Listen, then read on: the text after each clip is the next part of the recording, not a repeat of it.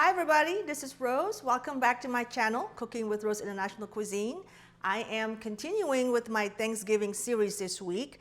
And last week, if you watch my cooking channel, I made a beautiful apple pie with a lettuce top. It was so beautiful. If you have a chance, please go and check it out. It is a delicious apple pie. Well, today I'm going to actually make another one of my most favorite pies. It's the pecan pie. It's a very southern tradition with pecan pies, and I'm going to show you my recipe. I've been working on perfecting this recipe for actually a number of years, and so I'm going to share with you what I typically do when I make pecan pie from scratch, including my crust. For the apple pie that I did a week ago, I did a butter crust, but today I'm going to show you how to make a very easy flaky oil-based crust. So let's get started.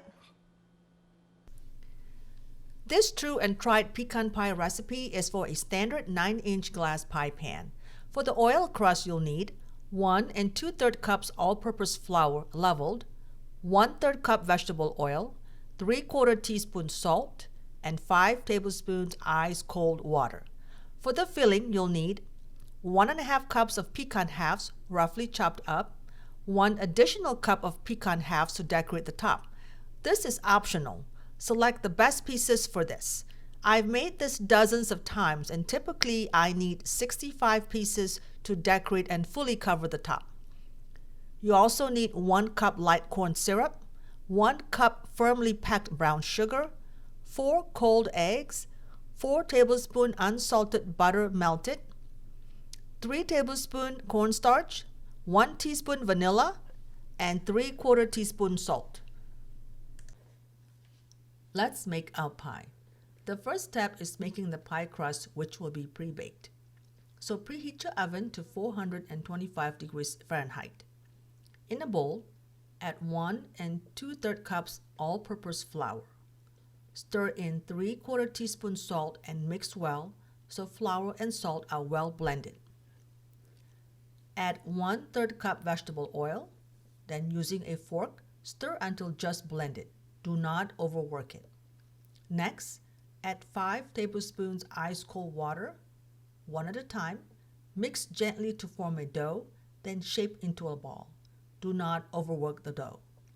On a flat surface or baking mat, place the dough between 2 pieces of wax or parchment paper, each about 12 inches long. Generously sprinkle flour on the bottom and on the top of the dough. With the rolling pin, roll it out into a circular shape about 2 inches larger than the pie pan. Oil-based dough has a different texture than a butter dough, so using wax or parchment paper helps it to stay together better without crumbling apart. If needed, work the edges from time to time to help shape it into a circle. Don't worry if it's not perfect, mine typically isn't. Carefully remove the top wax or parchment paper, place the pie pan on the center, place your hand under the dough and quickly flip it over. Then remove the bottom wax or parchment paper. Work with the dough very gently, make sure it is centered, and tuck in all the corners. Trim the edges around and use excess dough to patch any areas if needed. Then using your fingers, crimp the edges slightly. Don't worry if it's not pretty. The end result is all worth it.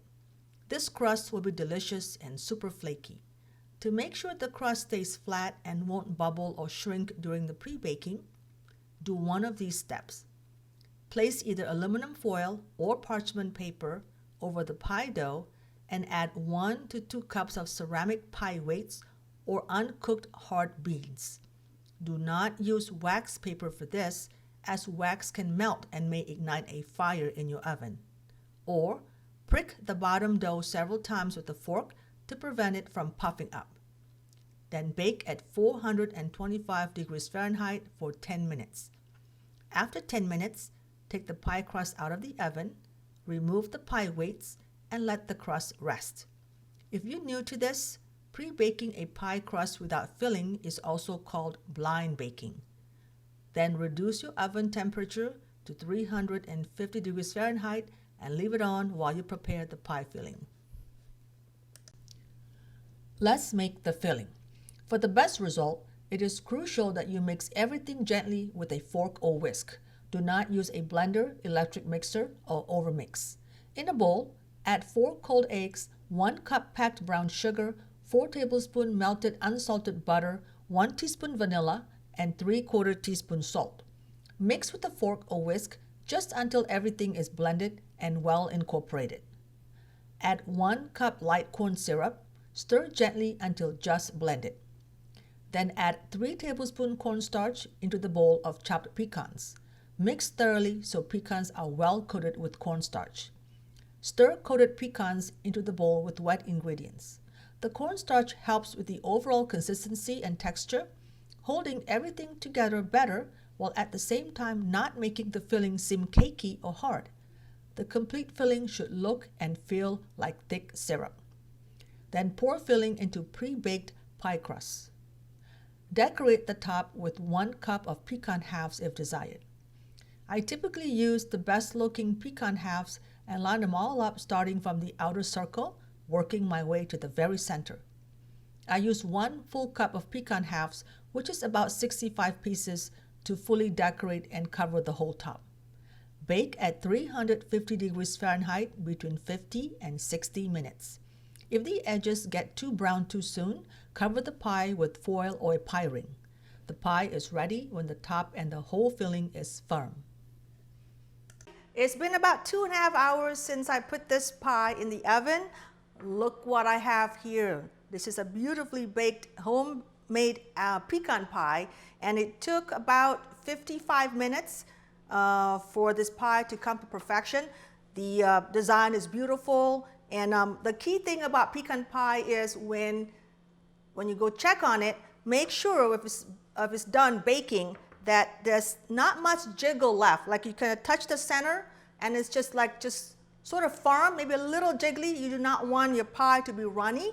So the cornstarch that we put in it help it set a lot faster too. So this is a great recipe. It's not too runny, it's not cakey, it's perfect. And with this recipe, you can actually cut this pie after about an hour and a half, instead of waiting several hours, sometimes overnight, for the filling to set in. So the pie is still warm, slightly warm. I'm going to cut in and show you what we have.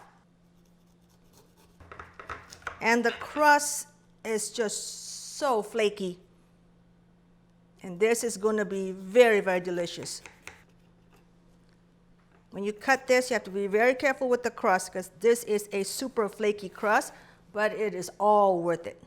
Oh, look at that. Gorgeous pecan pie. I'm definitely going to dig in. Let me get my fork.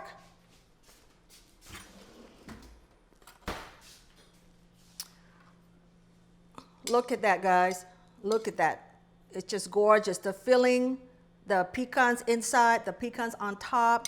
This crust is just to die for. This with a cup of coffee, and it's a good day for me any day.